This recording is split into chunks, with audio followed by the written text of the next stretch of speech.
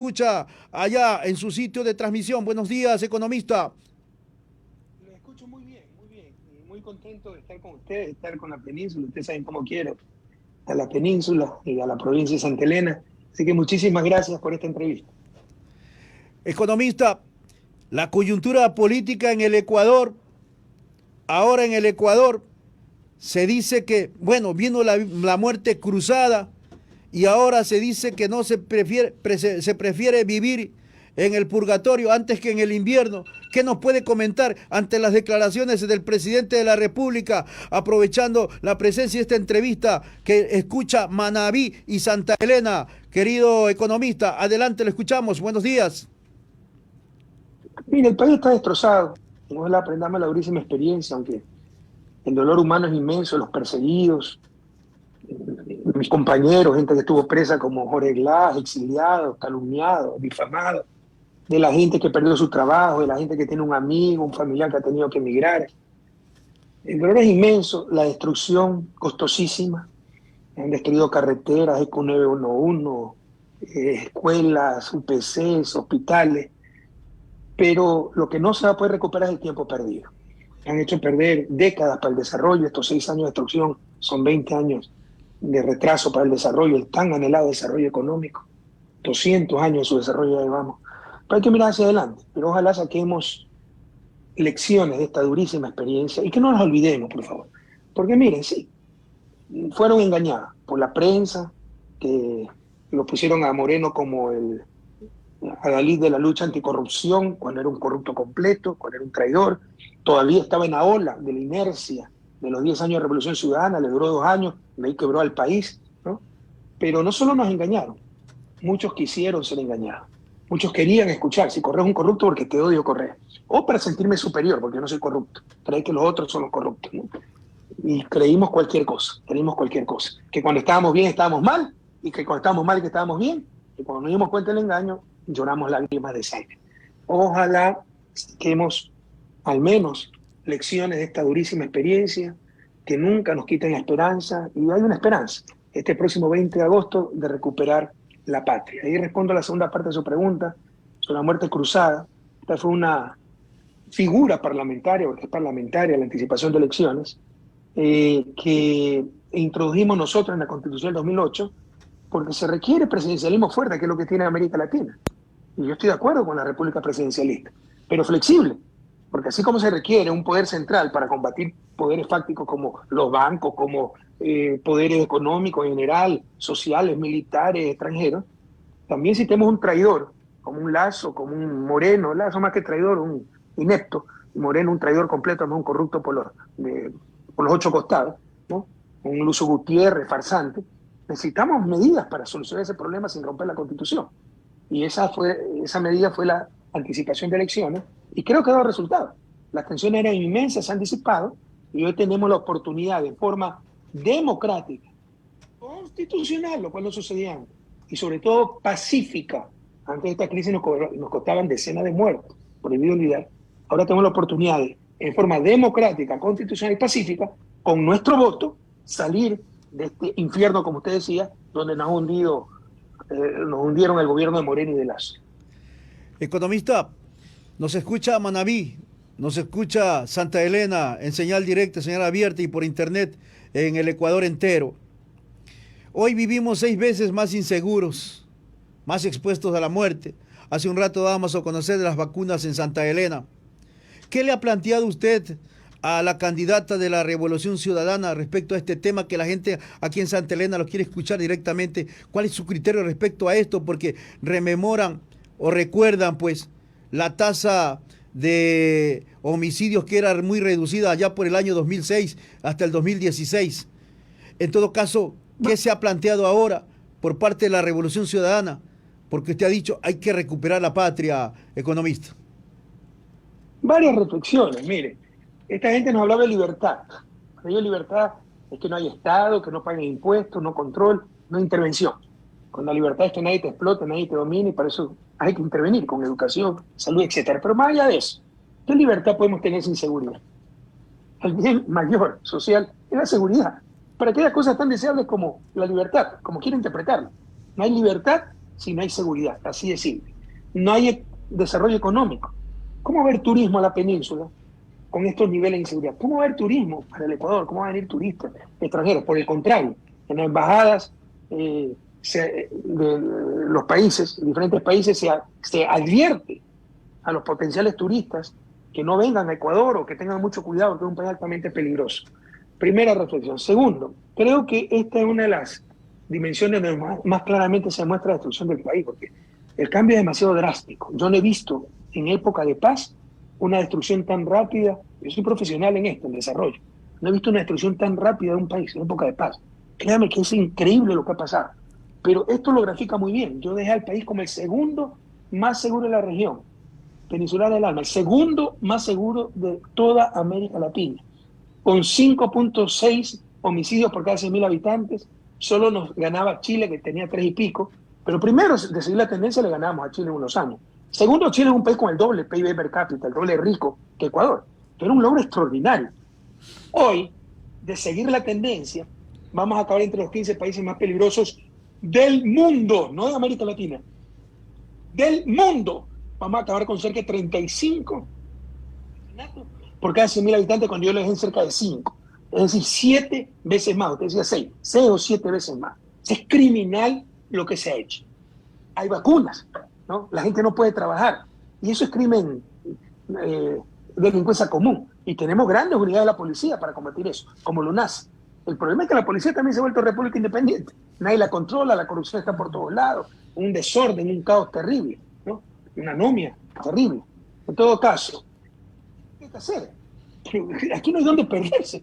Lo que hicimos en 2007 al 2017 es que nos convirtió en el segundo país más seguro de América Latina. Pero ¿dónde está la discusión?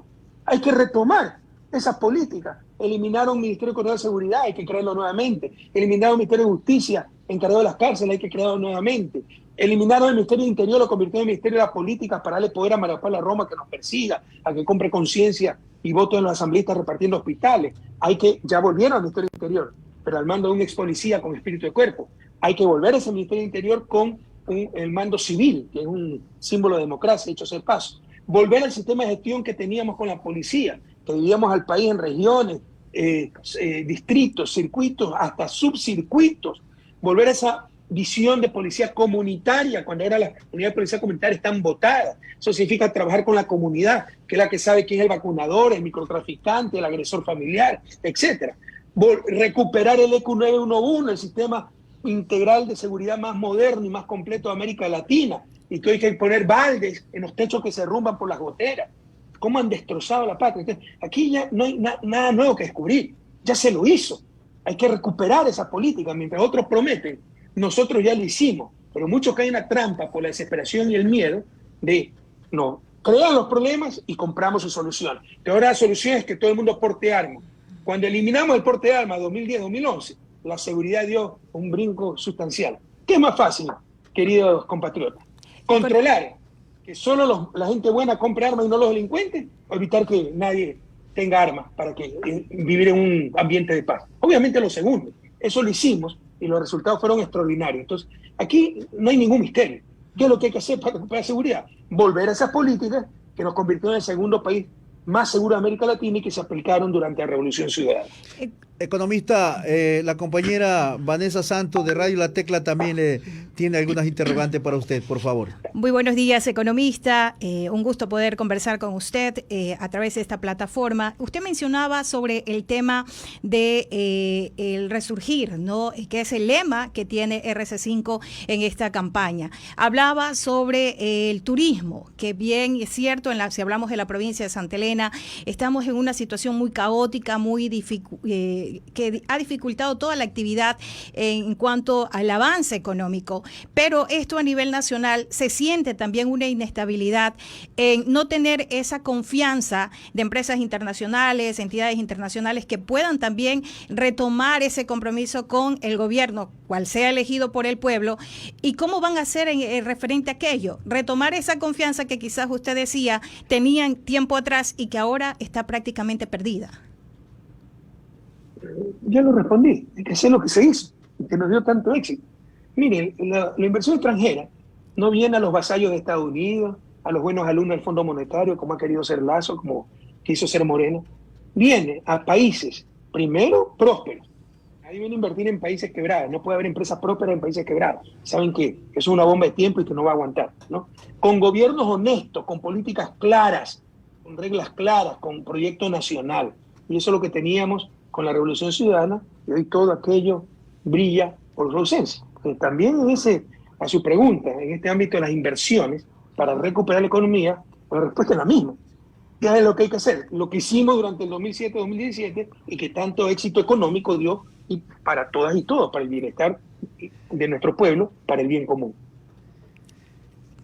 Economista, pero en este ámbito no se dificultaría un poco esta acción, porque estamos hablando de una actualidad en donde ha reinado también el tema de la corrupción. Habría que revisar algunas entidades en donde tendríamos que corregir un sinnúmero de situaciones de gente que quizás no ha permitido que el país avance también. Entonces, por eso era mi consulta, ¿no? Porque una cosa es lo que se vivió años atrás versus a lo que realmente o en la realidad está afrontando el país.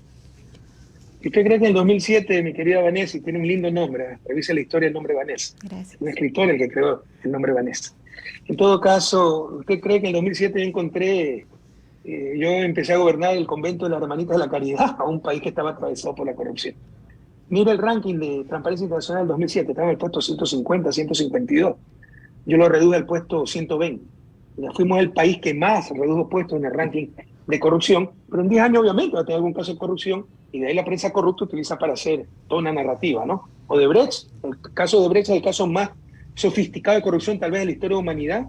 Ocurrió en 12 países, pero solo somos nosotros los corruptos, ¿no? Entonces ya no tienen qué más decir. Hacen toda una narrativa, porque una cosa es un gobierno honesto que no tolera la corrupción y nunca la toleramos, o en el registro civil con nosotros había corrupción, había que pagar tramitadores, había que pagar ahora para los cupos en las escuelas, o se compraban los cargos públicos. Esa es la corrupción institucionalizada. Y otra cosa es tener casos de corrupción, que ocurren en Estados Unidos, en Alemania, en el Vaticano, pero aquí la prensa, como es enemiga, pues crea una narrativa para decir que todo es corrupción y engaña a la gente. Por ejemplo, sobreprecios. Sobreprecio es un delito, es que si algo cuesta 20, lo pagamos 30. Pero no es que si algo cuesta 20, porque había que hacer movimiento de tierra por una carretera y de repente se descubrió que había que mover más tierra y estaba costando 30, eso es sobreprecio. Eso es contrato complementario, reajuste de contrato. Y le hicieron creer a la gente que era sobreprecio. No hay un juicio sobre precio, pero así nos han engañado. Entonces la corrupción ha vuelto a ser un problema muy grave y por supuesto, yo he dicho que aplicaremos las mismas políticas del 2007-2017, entre ellos la lucha verdadera contra la corrupción, pero hay requisitos para que venga la inversión extranjera. Uno de ellos, controlar esa corrupción que está institucionalizada, desbocada, como antes, ¿no? Segundo, recuperar la seguridad, porque muy pocos inversionistas van a venir peor con sus familias a instalarse en el país, con los niveles de inseguridad que tenemos. Economista, en relación al tema trabajo acá en el Ecuador, hay un informe del Fondo Monetario Internacional que revela que la tasa del desempleo en nuestro país se ubicará en el 3.6 en este 2023. Y a esto se puede sumar el porcentaje de personas que trabajan en el sector informal y este porcentaje del empleo adecuado que ha caído en el 38% o del 38 al 42% en el 2022. ¿Qué nos puede indicar en todo caso en este periodo que nos espera en el caso de que Luisa González llegue a la presidencia de la República? ¿Cómo recuperar esto en torno a los centros, el respeto de los derechos laborales y de los salarios en el Ecuador, economista? Perdón, pero un poco mi especialidad y sí me gusta precisar conceptos, ¿no? Algunas veces se asocia informalidad con precarias condiciones de trabajo, con algo malo, y no necesariamente es así. El sector informal tiene al menos dos segmentos. El coyuntural, que responde a las crisis del sector formal, a falta de empleo en el sector formal, con afiliación al día, con derecho laboral, y la gente se pone en vendedor ambulante, su puestito en la esquina, etc. Y el sector informal estructural, que más bien refleja una cultura tradicional. Alguien tiene abierto el micrófono y está interrumpiendo la emisión. No sé, hay un ruido que interfiere. Entonces le decía, hay un sector informal estructural que incluso si hay un auge en el sector formal, siguen con sus puestos porque le gusta a él ser autónomo, porque su familia era campesina, autónoma en el campo, entonces él quiere ser autónomo en la ciudad. Hay que diferenciar esas dos cosas, no necesariamente todo lo informal es... Bueno, sí es indeseable, pero no necesariamente malo. Indeseable porque es bueno que informalidad no significa ilegalidad, significa que no se ajusta a todos los formalismos, perdóneme la redundancia, a toda la normativa del sector formal de la economía. En todo caso, dicha esta precisión, también lo del empleo inadecuado, ahí hay, y es culpa nuestra, pero no encontramos mejores definiciones, porque ya mejoramos esas definiciones, antes eran peores, pero no estoy contento todavía con la categorización que se hizo. Nuevamente, inadecuado significa algo malo, ¿ya? Inadecuado es que no es tiempo completo, formal y tiempo completo, ¿ya? Pero hay gente que voluntariamente no trabaja a tiempo completo. El subempleo, que eso sí es malo, es cuando involuntariamente estoy trabajando tiempo parcial. Es decir, quiero trabajar 8 horas, pero solo encuentro un trabajo part-time, ahí estoy siendo subempleado. No es ser subempleado cuando yo quiero trabajar 4 horas, ¿no? ¿Sí me escuchan, no?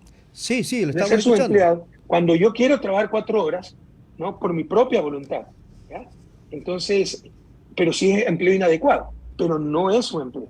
Entonces, hay que tener cuidado y hay mucha confusión. En todo caso, sí tenemos un problema, no tanto de desempleo abierto, que está en 3.6 o algo así, pero sí de mala calidad del empleo y de deterioro del empleo formal, que es lo más deseable.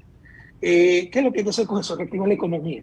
Pero esto han hecho todo para destruir la economía. No recuperamos los niveles del 2019. Somos el único país de Latinoamérica que no ha recuperado los niveles per cápita de antes de la pandemia. Así ha sido de malo el manejo económico. Y esta gente, en lugar de pedir disculpas, tener vergüenza, todavía salen en sus medios de comunicación dándonos cátedra de lo que hay que hacer cuando todo lo hicieron mal. ¿Por qué estas cosas? Porque no creen, por ejemplo, en la política pública. Por el austericidio fiscal, como le decimos. La austeridad fiscal elimina esto. Pero el rato en que ya no hay un contrato del sector público y del sector privado, se pierde empleo, ese desempleado ya no tiene ingreso para comprar en la tienda de esquina, el de la tienda de esquina ya no tiene ingreso para comprar el pan al panadero, el panadero ya no tiene ingreso para comprarle harina al industrial molinero, el industrial molinero ya no tiene ingreso para comprarle la materia prima al agricultor, y es lo que se llama el efecto multiplicador de estas cosas. La plata que entró al país, que entró plata sustancial por endeudamiento, que estos señores sí se endeudaron, la sacó el sector privado en fuga de capitales. Y lo poco que quedaba lo mandaron a Suiza para garantizar deuda externa. Eso hay que traerlo al país para dinamizar la economía. Y dentro de esta catástrofe, para que vea lo escandaloso, y que no es ley natural, no es que así tenía que ser, es quien tiene el poder político, y lo tienen los banqueros, no lo tienen ustedes, no lo tienen la gran mayoría. Lo escandaloso es que dentro de esta crisis, cuando empezó la migración nuevamente, cuando la gente no tiene empleo adecuado, los bancos rompen récord en utilidades. Les insisto, esto no es ley natural, no es que así tiene que ser, es escandaloso, es intolerable, es mal manejo económico. En respuesta a su pregunta, ¿qué es lo que hay que hacer? Lo que hicimos el 2007 al 2017, un buen manejo económico que genera empleo de calidad, la gente no tenga que salir de su patria, ¿no? Disminuye ese sector informal que le he dicho coyuntural, y con eso, dicho sea paso, también disminuye la inseguridad, porque una de las causas de la inseguridad es el deterioro de las condiciones económicas.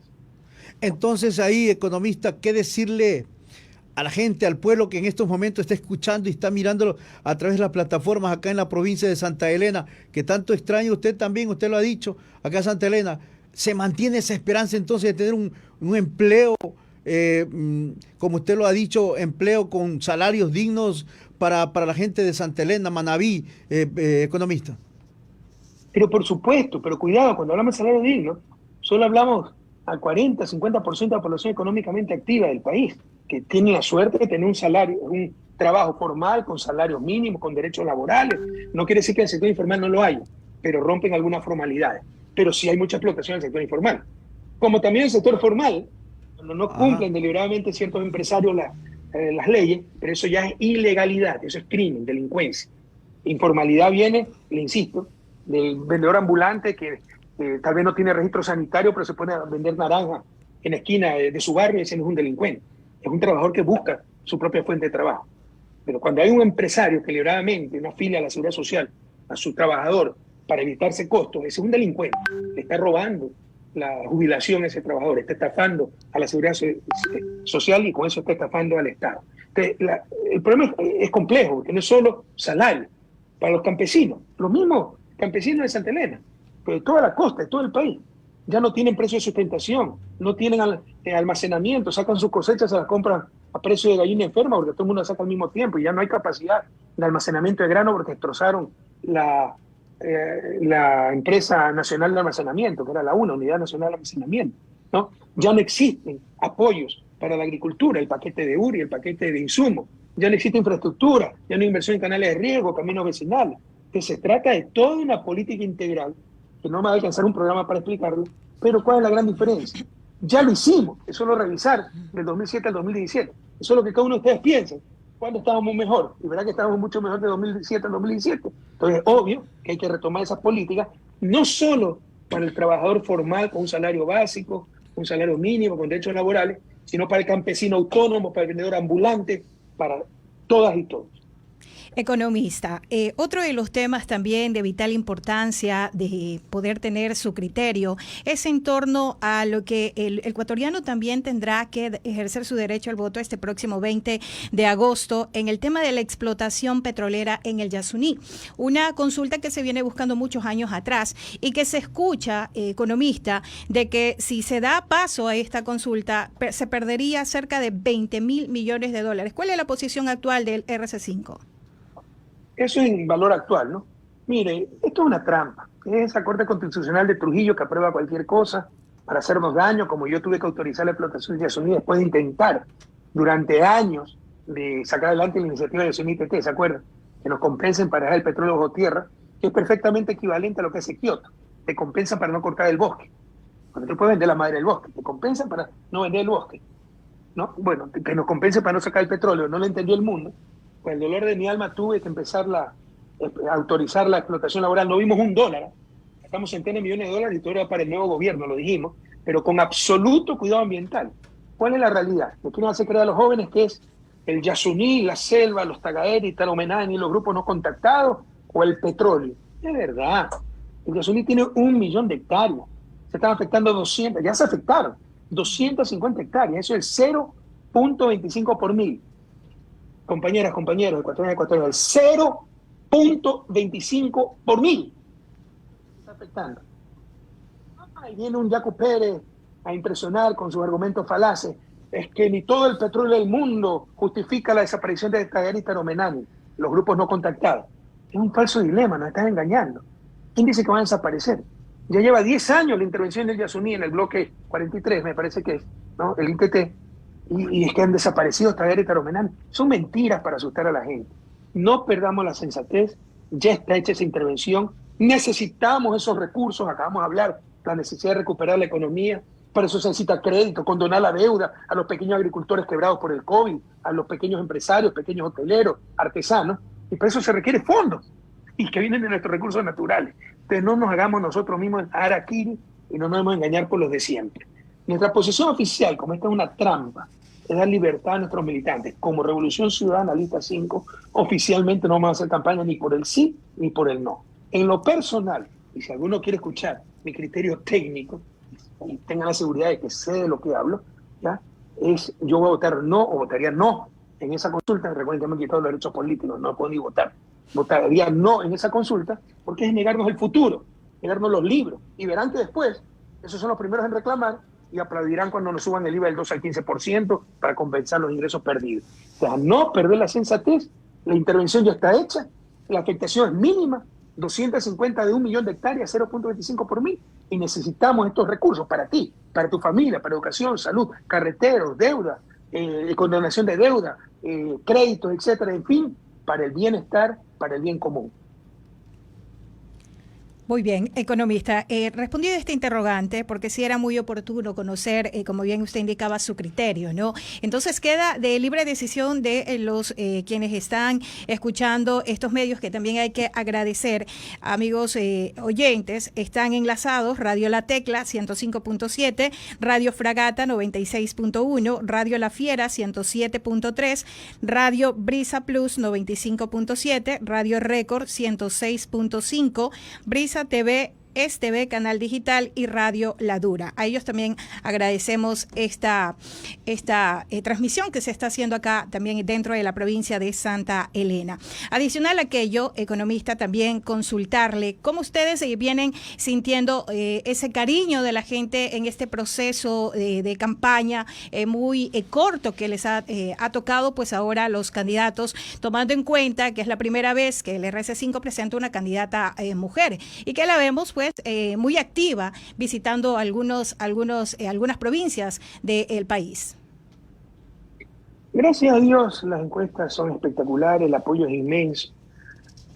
Siempre tuvimos un inmenso apoyo en los peores momentos, ¿no? Pero obviamente 2017, 2018, cuando nos traicionan Moreno, discurso único de la prensa, hicieron creer que esto era corrupción, que esto habíamos hecho mal, que Moreno era el héroe, el honesto, y todavía estaba en la ola de la inercia de nuestro gobierno. Entonces todavía funcionaba el país por los 10 años de Revolución Ciudadana hasta que quebró todo, como era de esperarse. Entonces fueron momentos muy duros y nos bajaron. Pero yo creo que nunca hemos bajado, al menos en lo personal, de apoyo popular, 40%. Ahorita tengo más del 65%. Y algo análogo a la Revolución Ciudadana. Entonces, ahora estamos en muchas mejores condiciones que el 2021. El 2021 tuvimos que participar con partido prestado, ya se olvidan, ¿verdad? No, participamos con Compromiso Socialista 5 porque nos robaron Alianza País. Eliminan Compromiso Socialista 5, CELI, tuvimos que inscribirnos con Centro Democrático Listas 1. Después devuelven, cuando ya era tarde para inscribirnos, Compromiso Socialista 5 y finalmente fue la Alianza 1-5. Pero partidos prestados, se olvidaron de aquello. Solo teníamos 2 gobiernos locales, Pichincha y Manaví, porque presidente, como nos robaron el partido político, ni siquiera en el 2019 habíamos podido inscribir candidaturas. Entonces estábamos en condiciones realmente precarias, nos endilgaban. O sea, 3 años y medio manejaron como a Tite, era Moreno para que nos persiguiera, y los últimos 6 meses se quedaron a decir que eran 14 años de correísmo, y algunos compraron ese discurso, que teníamos el lastre, ¿no?, de Moreno, la responsabilidad de haber propuesto a Moreno, es cierto. Nosotros fuimos víctimas de Moreno, no fuimos cómplices de Moreno. Los cómplices fueron Lazo, los politiqueros de siempre, que permitieron cualquier cosa de Moreno, entre ellas la destrucción de la patria, para perseguirnos a nosotros. Nosotros fuimos víctimas, no victimarios. Pero hoy ya nadie nos puede endilgar el gobierno de Lazo, carguen con su muerte, carguen con su responsabilidad. Tenemos partidos políticos ya mucho más consolidados. Tenemos 9 prefecturas y 51 gobiernos locales. Entonces, obviamente estamos en una mucho mejor posición. Santa Elena, el cariño es inmenso y la gratitud inmensa, siempre ha sido un bastión de la Revolución Ciudadana. Entonces los datos son espectaculares, pero seguimos trabajando como si no tuviéramos un solo voto. Economista, y si recordamos un poco también las elecciones del año 2021, allí, por ejemplo, los resultados no fueron tan favorecedores con el tema de los representantes indígenas. ¿Cómo ustedes están trabajando actualmente en la campaña con ellos, tomando en cuenta que en este gobierno ellos propiciaron escenarios en donde impusieron su fuerza, su decisión en paros que se realizaron en el país? ¿Cómo ustedes están trabajando con ellos? Bueno, yo siempre les gané en todas las regiones indígenas, ¿no?, a Pachacuti, a todos ellos. En 2013 gané de 33 circunscripciones electorales, gané en 32, solo que es segunda en Napo, donde ganó Lucio Gutiérrez, que es de Napo, pero le ganamos a Pachacuti. Y le gané en todas las circunscripciones indígenas a Pachacuti. Lamentablemente en 2021 creo que se va a engañar gran parte del pueblo indígena, también tenía una dirigencia altamente corrompida, cómplice de Moreno, vendieron el pueblo en 2019 por unos puestitos, por unas concesiones, vendieron sus muertos, ¿no? Prohibido olvidar. Entonces tenía una dirigencia muy corrupta. Al menos ahora, a nivel de CONAIE, yo no conozco a Leonidas Issa, nunca he hablado con él, pero lo veo más auténtico. No comparto todo su punto de vista, obviamente, pero eso es lo de menos. O sea, siempre y cuando sea una persona auténtica, honesta, con amor de patria, nada más lo que nos una que lo que nos separe, veo una dirigencia mucho más sana en la CONAIE y parte en Pachacuti, aunque siguen los parásitos de siempre por ahí enquistados en Pachacuti, ¿no? Y todavía en la CONAIE también, pero al menos la dirige Leonidas Issa. Así que creo que ya pasó ese momento de engaño y tendremos una gran votación, un gran apoyo también del pueblo indígena, pueblo con el que siempre hemos estado. Parte de mi vida la he dedicado a luchar para sacar de la exclusión centenaria al pueblo indígena. Economista, respecto a este tema del proceso electoral, la Revolución Ciudadana, las encuestas, incluso a los opositores a la Revolución Ciudadana, dan a conocer de unas encuestas que datan precisamente de más del 40% para la candidata Luisa González y seguido por el resto de candidatos que no le llega ni siquiera al 20%. ¿Prevén ustedes una primera vuelta que así lo proclaman algunos coidiarios acá en la provincia de Santa Elena? Primera vuelta, economista. Es un error proclamarlo. Las encuestas nos dan más arriba del 40%. Y me da miedo decirlo, porque alguno puede caer en el triunfalismo. Entonces ya no hay que hacer nada, ¿no? Hay que seguir trabajando como si no tuviéramos un solo voto. Cuidado, incluso infórmenme por redes sociales. Si por ahí algún cabeza de lista, como sabe que seguro va a llegar, si es de lista 5, seguro entra un asambleísta, no está haciendo campaña. Todos deben trabajar por la asamblea y por el binomio como si no tuviéramos un solo voto. Como le decía, los datos son espectaculares, pero cuidado, confiar. Y cuidado, y yo creo que es hasta un error proclamar eso, una sola vuelta, porque si mañana pasa algo, imagínense una semana antes, se inventan cualquier mentira como en el 2021, ¿no? Que nos financió el Ejército de Liberación Nacional y trajeron hasta al fiscal de Colombia, ¿se acuerdan o no se acuerdan? O como cuando dijeron que era un pipón Andrés Arauz y trabajaba sin cobrar porque tenía comisión de servicio del Banco Central, ¿se acuerdan o no se acuerdan? Entonces, ojalá aprendamos la experiencia, pero en todo caso, si se inventan una mentira y no aprendimos de la experiencia y nos bajan, y ganamos 3-1 el que nos sigue, pero con 39%, como no ganamos una sola vuelta, vas a ver la derrota. Entonces, yo creo que es un error. Hay que trabajar para ganar una sola vuelta, sin decir que lo vamos a hacer. Y sí, gracias a Dios, la información que tenemos, las encuestas, y nosotros sabemos hacer encuestas, los datos son extraordinarios, mucho más arriba del 40%, pero tenemos que trabajar como si no tuviéramos un solo voto. Y en aquellas encuestas que usted refiere, economista, ¿cómo está Manabí? ¿Cómo está Santa Elena? Tomando en cuenta la votación anterior de las últimas elecciones. Santa Elena, pero los dos altísimos. Tengo que decirle que en Santa Elena el que va segundo es Yaco. Algunos creen que Yaco nos apoya. Yaco es un farsante. Yaco es enemigo de Correa. Si le pudiera haber muerto, es un mentiroso. Como nos ha calumniado, nos ha hecho corrupto. ¿Cómo fue cómplice Lazo? Por si acaso, no los correístas que creen que votan por Yaco y no están votando contra nosotros. Están haciendo un daño enorme. El que quiere votar por Yaco por odio nuestro ya es su problema. Por odio a nosotros. Pero en todo caso, las encuestas en Manabí y en Santa Elena son espectaculares. Y la gratitud infinita a nuestros hermanos peninsulares y hermanos manavistas. ¿Se mantiene la esperanza, economista? Nunca hay que perder la esperanza. Y siempre hemos ser soñadores con los pies puestos sobre la tierra. Ver muy alto, sin despegar los pies de la tierra, y eso creo que ha sido un excepcional. Entonces, hoy la esperanza es muy fundada. Siempre hay que tener esperanza, si no pierde sentido la vida.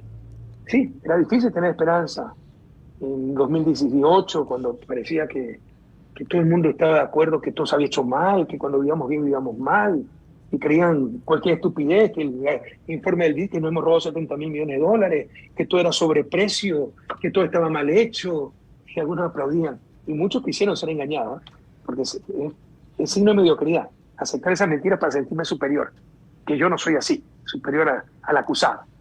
Entonces sí, fueron momentos muy duros. Yo creo que nunca se perdió la esperanza, pero eran momentos más duros. Ahora, creo que hay luz al final del túnel, pues la esperanza está más firme que nunca. Nuevamente, entonces, economista, se aplicaría una de las frases que usted mantenía o indicaba constantemente cuando estuvo dentro de su gobierno, pues en Ecuador, hacer las cosas extraordinariamente bien y extraordinariamente rápida, que era lo que usted mencionaba en cada una de los enlaces radiales que sostenía. Adicional a eso, economista, también consultarle rápidamente, actualmente el presidente Guillermo Lasso está firmando algunos decretos. ¿Se espera algunas sorpresas de pronto? ¿Qué va a pasar con algunas de estas decisiones a su criterio pues no estén correctas? ¿Qué va a pasar con esto? Más que sorpresa es escándalo, porque ya no nos sorprende nada de Lasso.